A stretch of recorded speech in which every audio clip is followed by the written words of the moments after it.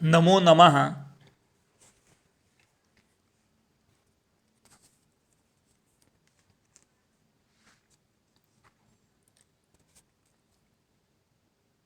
इयत्ता 9वी संपूर्ण संस्कृतम आमोदः. विद्यार्थी मित्र हो, मागील भागात आपण भाषासूत्रम 1 मधील उकारांत उकारांत नामे व जिज्ञासापत्रम भाग अभ्यासला. आता ऋकारांत नामे व सर्वनामे पाहू.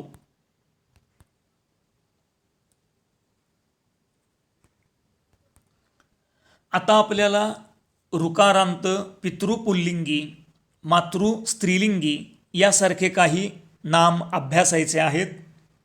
दुसरा घटक धातुतः निर्मितानी, म्हणजेच काही नामे ही धातूंपासून तयार होणारी आहेत. मग अशा या धातूंपासून तयार होणाऱ्या ऋकारांत नामांचाही आपल्याला अभ्यास या ठिकाणी पाहायचा आहे. उदाहरणार्थ कर्तृ, हर्तृ, नेतृ यासारखा भाग व सर्वनामे इत्यादींचा अभ्यास करायचा आहे.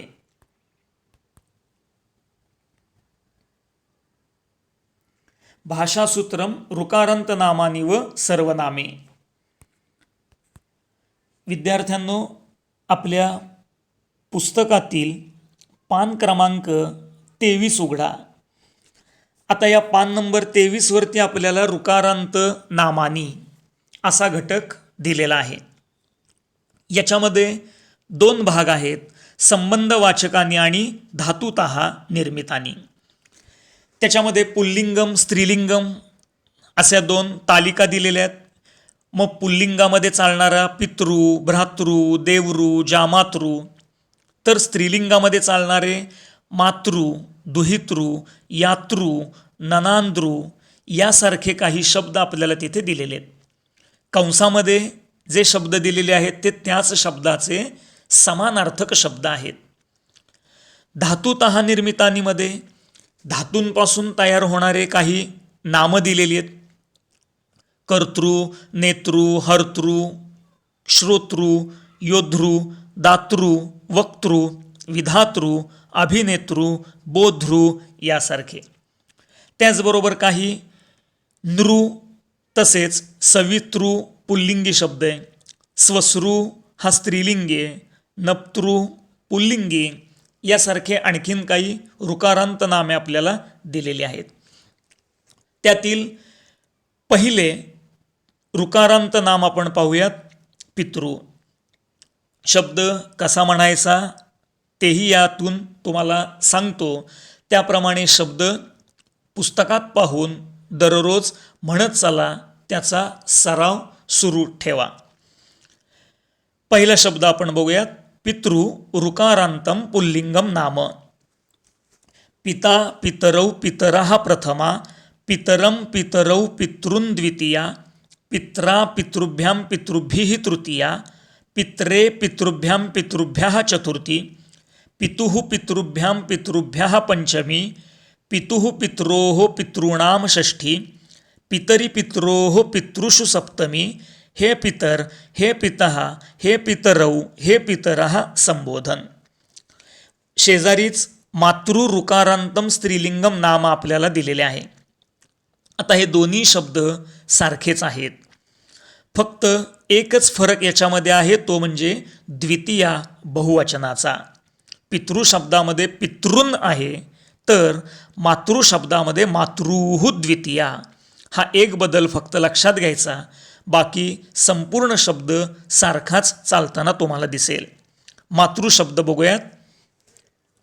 माता मातरौ मातरः प्रथमा, मातरम मातरौ मातृः द्वितीया, मात्रा मातृभ्यां मातृभिः तृतीया, मात्रे मातृभ्यां मातृभ्यः चतुर्थी, मातुः मातृभ्यां मातृभ्यः पंचमी, मातुः मात्रोः मातॄणां षष्ठी, मातरी मात्रोः मातृषु सप्तमी, हे मातर हे मातः हे मातरौ हे मातरः संबोधन. म्हणजे अशा पद्धतीनं पुल्लिंगी व स्त्रीलिंगी इतर शब्दही वर आपल्याला ज्या तालिकेमध्ये दिलेले आहेत या शब्दांप्रमाणेच इतर शब्दांचाही सोडवून त्याचा सराव करण्याचा प्रयत्न करा. आता आपल्याला खाली आ प्रकार दिलेला आहे धातुतः निर्मितानी. तो जर तक्ता पाहिला तर त्याच्यामध्ये लक्षात येईल की धातू, त्या धातूपासून त्याचं तयार होणारं नाम, त्याचा अर्थ आणि पुल्लिंग आणि स्त्रीलिंग ह्या दोनही प्रमाणे चालणारे प्रथमा एकवचनाची एक एक रूपं आपल्याला त्यांनी सोडवून दिलेली आहेत. उदाहरणार्थ क्रू पासून त्याचं नाम तयार होतं कर्तृ. कर्तृ म्हणजे कोण? या करोती सहा करता, जो करतो तो कर्ता, किंवा या करोती सा कर्त्री, हे स्त्रीलिंगी तयार होईल, म्हणजे जी करते ती कर्त्री. मग अशाच पद्धतीनं रूपासून हर्तृ, निनयपासून नेतृ, रक्षपासून रक्षितृ, श्रूपासून श्रोतृ अशी नामे तयार होतील. आणि त्यांची पुल्लिंगामध्ये आणि स्त्रीलिंगामध्ये हर्ता हर्त्री, नेता नेत्री, रक्षिता रक्षित्री, श्रोता श्रोत्री अशा पद्धतीने शब्द आपल्याला चालवायचे आहेत. आता याच्यामध्ये पुढील पान नंबर पहा, पान नंबर 24 पहा. आता या ठिकाणी आपल्याला कर्तृ हा शब्द कसा म्हणायचा, कसा सोडवायचा, चालवायचा, त्याची तालिका किंवा त्याचा तक्ता आपल्याला दिलेला आहे. आता या तक्त्यामध्ये विभक्तीमध्ये फक्त प्रथमा, द्वितीया आणि संबोधन दिलेलं आहे. याचा अर्थ फक्त या नामांना या तीनच विभक्त्या असतात असा अर्थ होत नाही. त्याच्या खाली टीप दिलेली आहे, तृतीयातः सप्तमीपर्यंतम शब्दरूपाणी पितृवत भवंती. याचा अर्थ हे शब्द चालवत असताना तृतीयेपासून सप्तमीपर्यंत आपल्याला पितृ या शब्दाप्रमाणे चालवायचे आहेत. तो संपूर्ण शब्द त्या ठिकाणी लिहायचा आहे. उदाहरणार्थ तुम्हाला दाखवतो की कशा पद्धतीने शब्द तयार करायचा. कर्तृ हा पूर्ण शब्द आपण पाहूयात. आता याच्यामध्ये तृतीया ते सप्तमी हा शब्द पितृ शब्द समोर ठेवायचा आणि त्याप्रमाणे म्हणायचा आहे किंवा लिहायचा आहे. कर्तृ शब्द पाहूयात. कर्ता कर्तारौ कर्तारः प्रथमा, कर्तारं कर्तारौ कर्तॄन् द्वितीया, कर्त्रा कर्तृभ्यां कर्तृभिः तृतीया, कर्त्रे कर्तृभ्यां कर्तृभ्यः चतुर्थी, कर्तुः कर्तृभ्यां कर्तृभ्यः पंचमी, कर्तुः कर्त्रोः कर्तॄणां षष्ठी, कर्तरी कर्त्रोः कर्तृषु सप्तमी, हे कर्तः हे कर्तर हे कर्तारौ हे कर्तारः संबोधन. म्हणजे अशा पद्धतीनं संपूर्ण शब्द म्हणायचा आहे, पाठ करायचा आहे आणि तो लिहायचा आहे. आता हा जसा कर्तृ शब्द आपण पाहिला, त्याच पद्धतीने इतर नेतृ, रक्षितृ, हर्तृ असे काही शब्दांचाही लिहून आपण सराव करावा. त्याचबरोबर या धातुतः निर्मितानी ऋकारांत नामांची स्त्रीलिंगी रूपे तयार होताना तिथंही आपल्याला खाली टीप दिलेली आहे. आ प्रकारकाणां शब्दानां रूपाणी भवन्ति, आ प्रकारकाणां स्त्रीलिंग शब्दानां रूपाणी नदीवत भवन्ति. याचा अर्थ धातूंपासून निर्माण होणारी ही जी काही ऋकारांत नामं आहेत यांची स्त्रीलिंगी रूपं नदीप्रमाणे सोडवायची आहेत, चालवायची आहेत. खाली तक्त्यामध्ये आपल्याला कर्त्री हा शब्द सोडवून दिलेला आहे. आता या शब्दाची पण प्रथमा द्वितीया संबोधन दिलेलं आहे. इथेही पुन्हा हा शब्द एवढाच नाही, तृतीया ते सप्तमी ही रूपे नदी शब्द समोर ठेवा आणि नदी शब्दाप्रमाणे त्यांची रूपे तयार करायची आणि त्याप्रमाणे हा संपूर्ण शब्द पाठ करायचा आणि लिहून ठेवायचा. आता उदाहरणार्थ सांगतो की कर्त्री शब्द नदीप्रमाणे कसा चालेल. नदी शब्द आपल्याला आठवीला झालेला आहे, तो पाठ असेल अशी अपेक्षा आहे. नसेल तर पुस्तकात पहा आणि त्याच्याप्रमाणे सोडवायचा, पाठ करायचा प्रयत्न करा. आता नदी नद्यौ नद्यः प्रथमा, त्याचप्रमाणे कर्त्री कर्त्र्यौ कर्त्र्यः प्रथमा, नदीम नद्यौ नदीही द्वितीया, तसेच कर्त्रीम कर्त्र्यौ कर्त्रीही द्वितीया, नद्या नदीभ्यां नदीभिः तृतीया, कर्त्र्या कर्तृभ्याम कर्तृभिः तृतीया, म्हणजे नदी शब्द जसा चालतो त्याचप्रमाणे प्रथमा ते संबोधनापर्यंत कर्त्री ह्या स्त्रीलिंगी नामाची रूपे पण पाठ करा आणि लिहून ठेवा. कर्त्री शब्दाप्रमाणेच स्त्रीलिंगी हर्त्री, नेत्री, रक्षित्री, श्रोत्री अशा शब्दांचाही आपल्याला सराव करणं आवश्यक आहे. आता आपल्याला खाली एक निबंधम पूरयत असा घटक दिलेला आहे, गणेशस्य कुटुंबम. त्याची उत्तरही आपल्यासमोर व्हिडिओमध्ये आहेतच.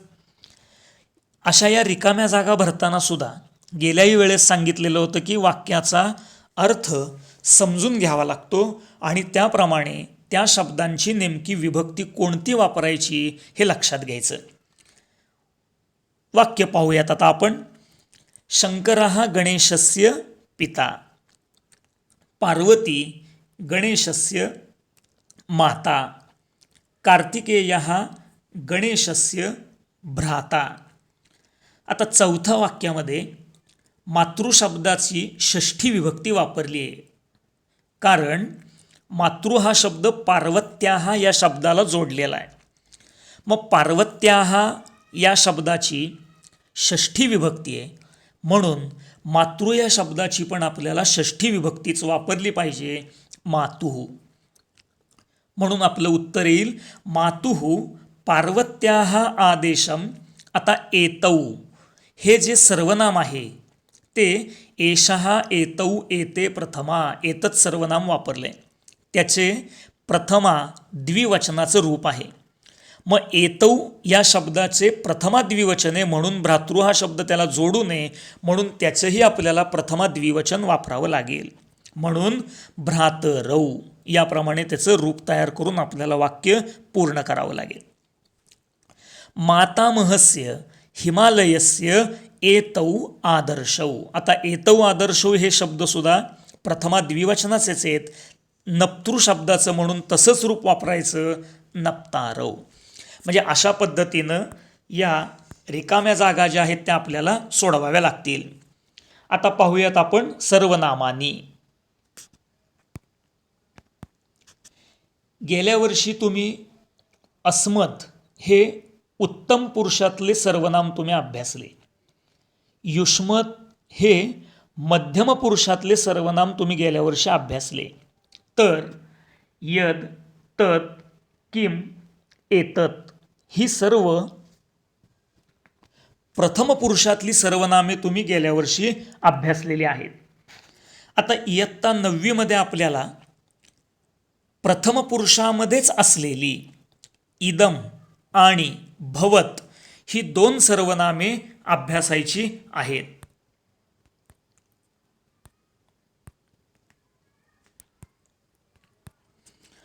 आता पान नंबर 24 वरती आपल्याला इदम पुल्लिंगी आणि स्त्रीलिंगी ही 2 सर्वनामे आपल्याला सोडवून दिलेली आहेत.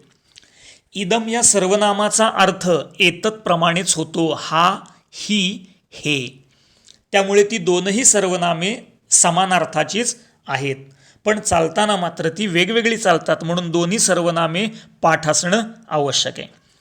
इदम पुल्लिंगी सर्वनाम पाहूया.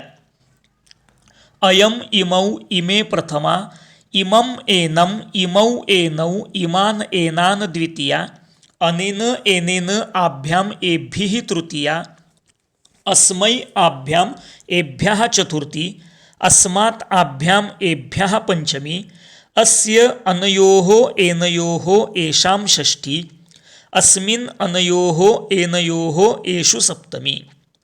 स्त्रीलिंगी सर्वनाम पाहूयात.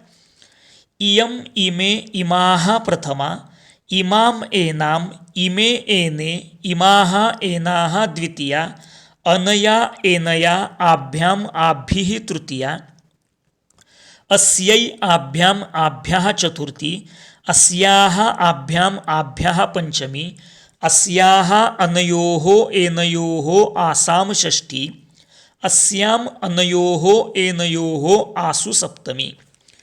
म्हणजे अशा पद्धतीनं पुल्लिंग आणि स्त्रीलिंग ही 2 इदमची सर्वनामे आपल्याला इथे दिलेली आहेत. आता पान नंबर 25 पहा.